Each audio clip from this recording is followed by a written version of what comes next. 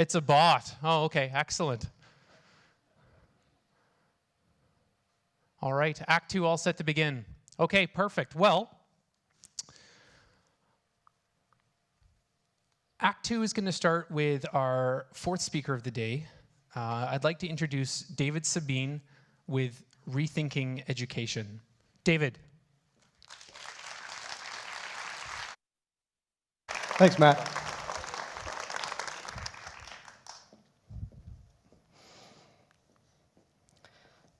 Hi. My wife and I are having a baby in July. And I want our child, thank you, to have a truly awesome experience in school. And I'm already thinking about that. I believe that it's possible. Do you believe that our youth are having a truly awesome experience in school? What do you really think about our school system? It would be better to have no school at all than the schools we now have.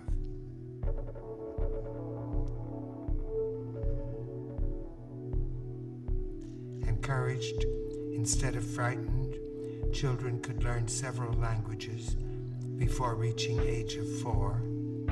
But is it necessary to disassemble the institution completely? Play'd be play instead of being as now, release of repressed anger. Let's consider our public education for a moment. Public education in a democracy helps to ensure that every voter have a basic understanding of the political system so as to make an informed decision on the ballot. And we've decided that every citizen should have an equal opportunity to get a standard education so as to get a job and participate in our modern economy. Equal opportunity, but higher education is divided into 2 institutions, one for academic study and another for vocational training. And our children are gradually streamlined towards one or the other of those, and we don't really talk about that. Here in Fort McMurray, we've established the Community College, which aims to serve the mandates of both the academic and vocational institutions.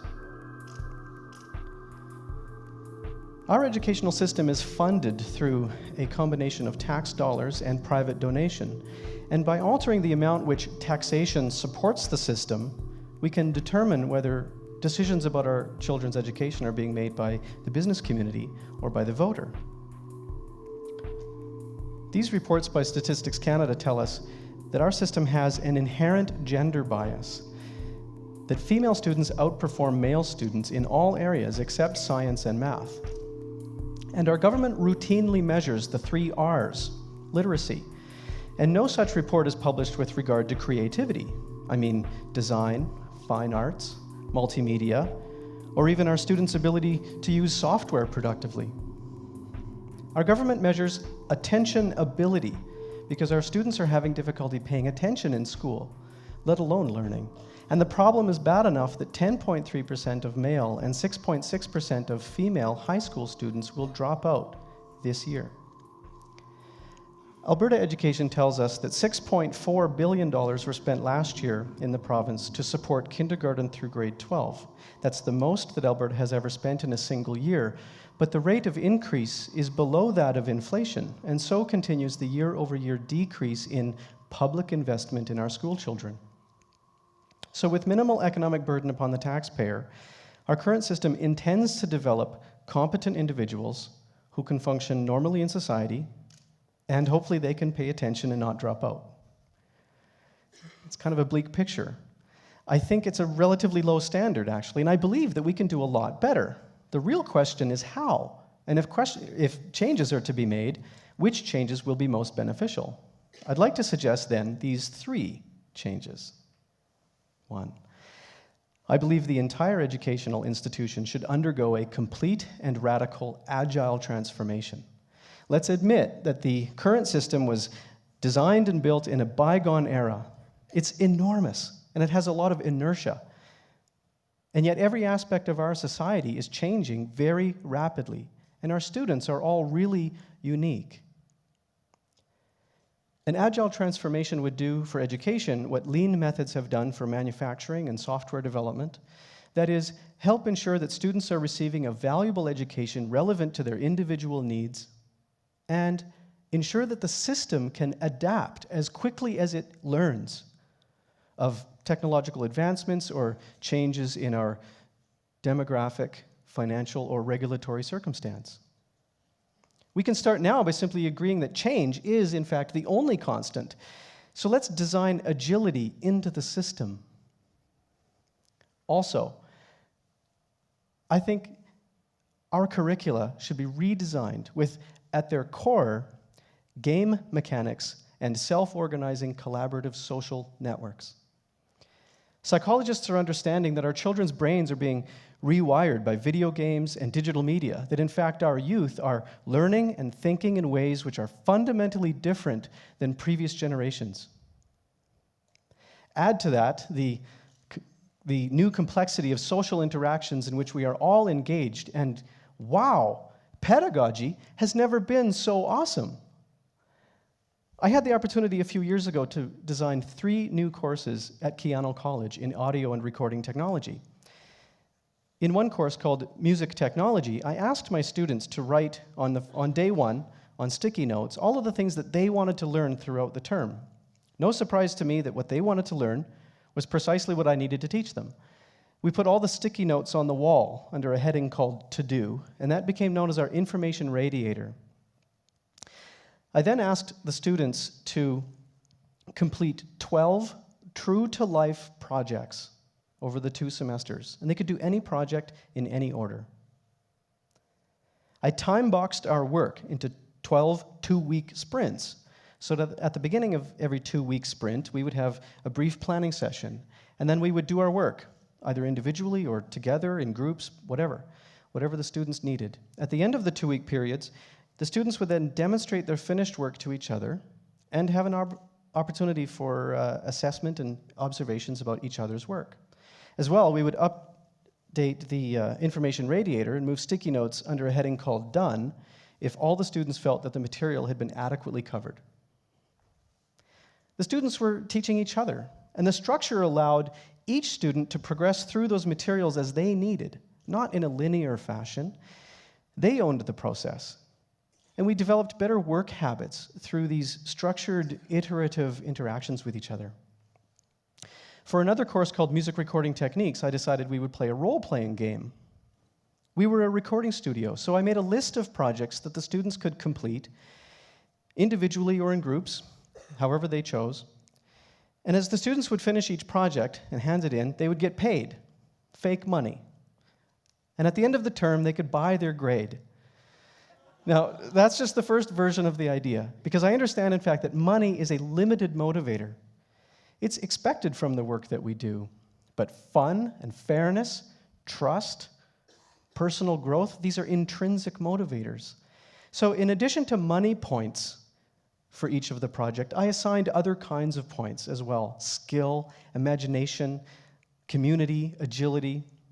Each project would require different sensibilities, and these points would accumulate over time and illustrate each student's individual growth in those capacities.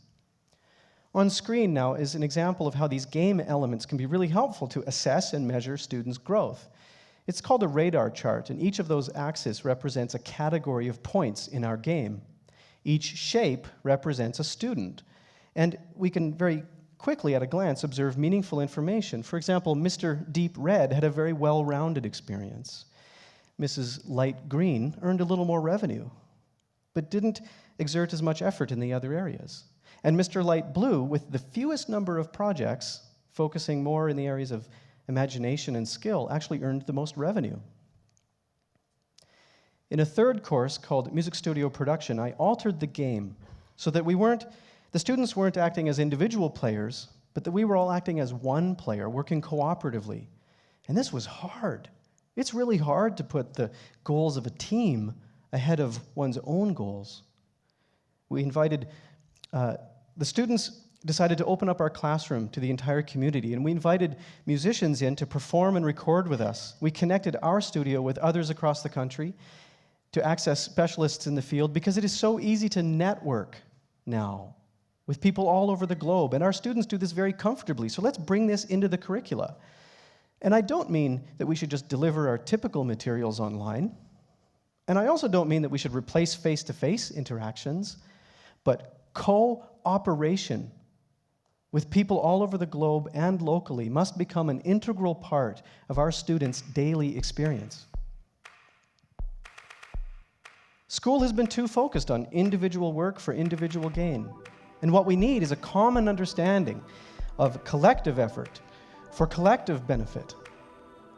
That is how collaboration will manifest in our social system. And that would be awesome. That's what I want my child to experience.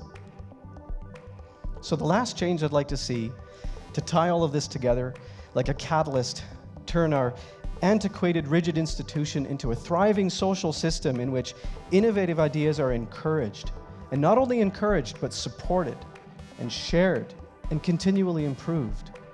It's really quite simple, actually. We must just trust teachers. And not only trust teachers, but empower them. Because our educational system should not be shaped by business ideology or politicism, but rather every decision from which light bulb should we use in this classroom to how shall we design our curricula or build our facilities should be made by teachers.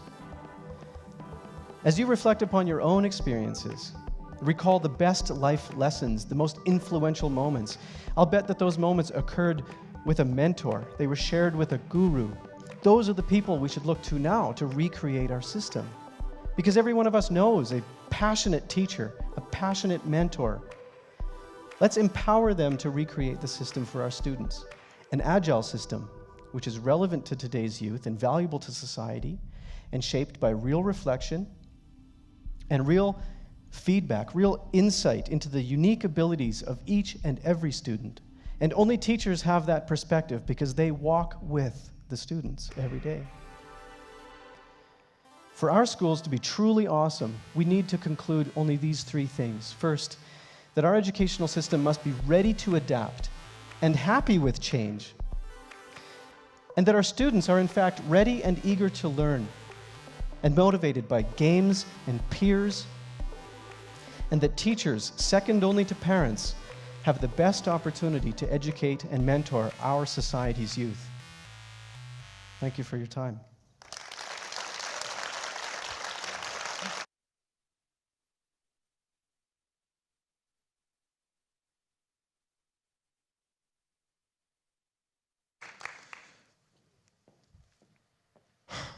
That was a pretty interesting presentation.